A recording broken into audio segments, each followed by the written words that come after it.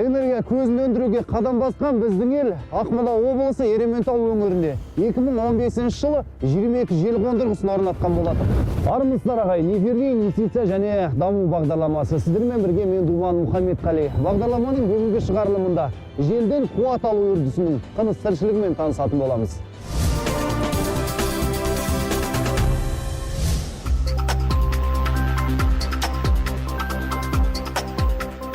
Ақмола облысы Ерейментау өңіріндегі жел электр станциясы еліміздегі алғашқы желден қуат өндіретін станция болып саналады. Жүйелі жоба бойынша 2013 жылы құрылыс жұмыстары бастау алған.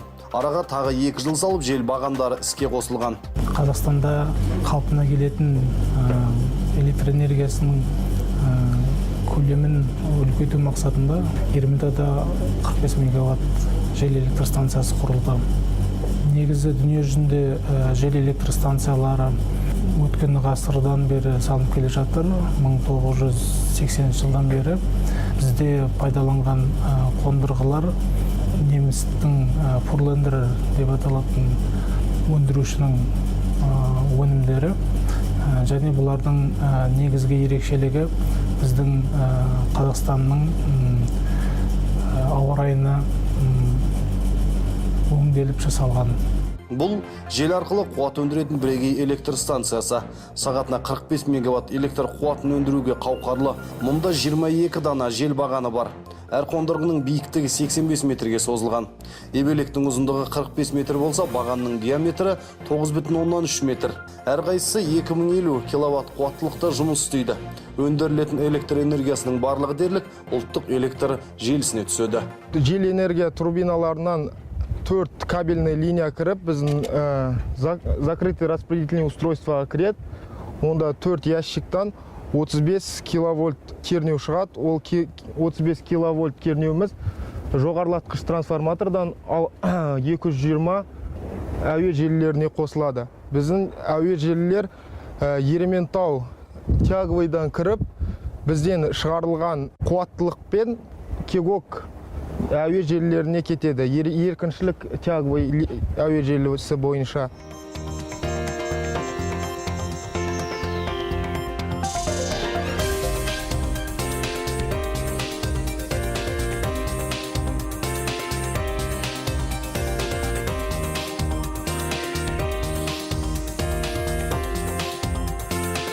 Бірінші колонкада әрқайсы турбинаның шығарған электр энергиясы, екінші колонкада желдің жылдамдығы.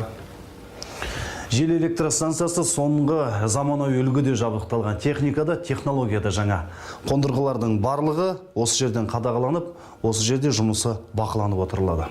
60 гектар аумақталып, 8 шақырымға дейін тізбектеле созылып жатқан жел бағандары осы станцияның әкімшілік ғимараты арқылы басқарылады.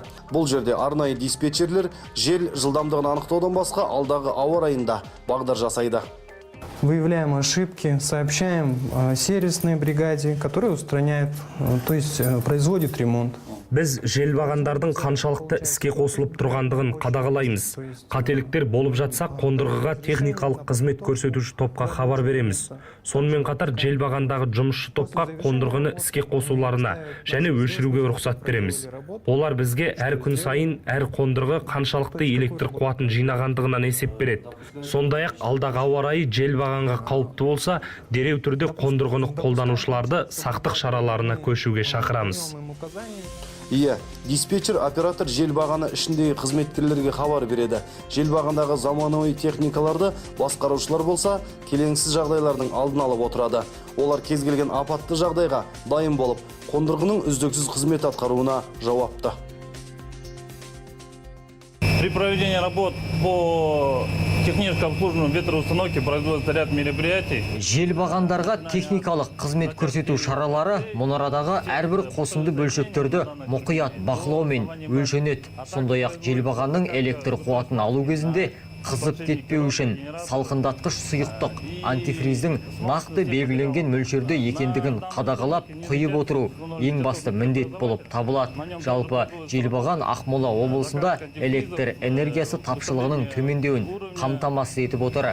Жаңартылатын энергия көздерін пайдалану жыл сайын 100 000 тоннадан аса көмір жағуды үнемдеуге мүмкіндік береді. Қай бағыттан соқса да қондырғы энергия алу мүмкіндігіне ие. Тек секундына 3 метрден кем, немесе 25 метрден артық тұрмаса болғаны. Жалпы желдің секундына 12 метр соққандағы жел бағаны үшін ең қолайлы жылдамдық болып саналады. Алып жобаның шығыны 19 миллиард 200 миллион теңгені құраған екен. Мұның 80%-ын Еуразиялық даму банкі құйса, 20%-ы өз еліміздің қазынасынан қаралған. Ал құрылғылардың кепілдендірілген жұмыс істеу уақыты 20 жылдан асады.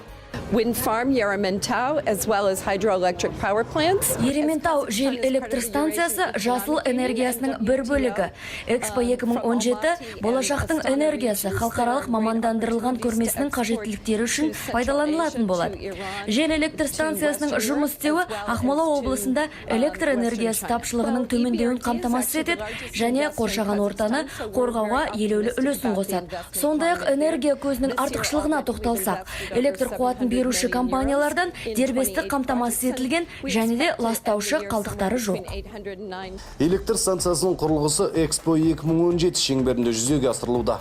Алдағы уақытта станция толық қуаттылығына көшкен кезде 300 мегаватт электр қуатын өндіруге мүмкіндік береді.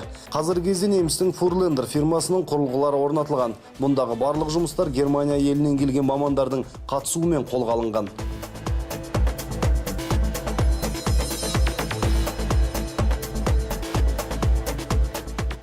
Сами установки произведены в Германии, а трубы произведены в Украине. Мұндағы қондырғылар негізінен Германияда өндірілген. Алайда жабдықтарымыздың бірсыпырасы Украинада құрастырылып әкелінген. Ал желбағандағы ебелектер Қытайда жасалған. Қондырғылардың қызмет атқарғанына 1 жылдан асып барады. Қазан айындағы көрсеткіштерге сүйенсек, компания 15 айға жуық уақыттың ішінде 193 миллион киловатт электр энергиясын өндірді. Негізі жылдық қуатымыз 172 миллион киловатт, яғни 100% қуатында қызмет атқарып тұр деп айтуға болады. Ерейментау жел электр станциясын салу кезеңінде жергілікті халыққа 200-ден аса жұмыс орындар табылды. Пайдалану кезеңінде 29 тұрақты жұмыс орны құрылды. Солардың ішінде 12 адам Ерейментау қаласының тұрғыны.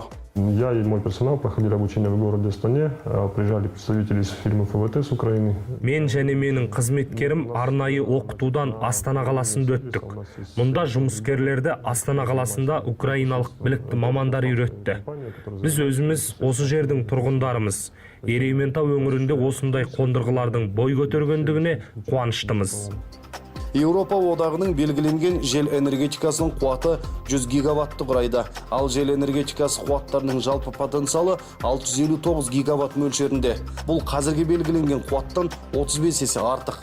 Ал Қазақстанның бірнеше әлеуетті жел аумақтарының электр энергиясын өндіру көлемі жылына 2,1735 триллион киловатт сағат мөлшерін құрайды. Бұл Қазақстанның жалпы электр энергия өндірісінен 25 есе асып түсетіндігінің айқын дәлелі. Сондықтан арнайы тарап балама энергия көзін дамытуды жоспарға қойған.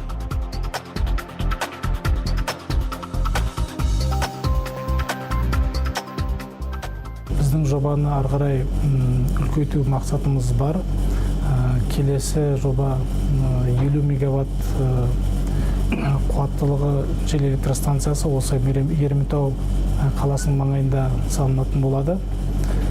Және де келешекте 205 мегаватт Есіл ауданында салу Самұрық энергия компаниясы жоспарында бар.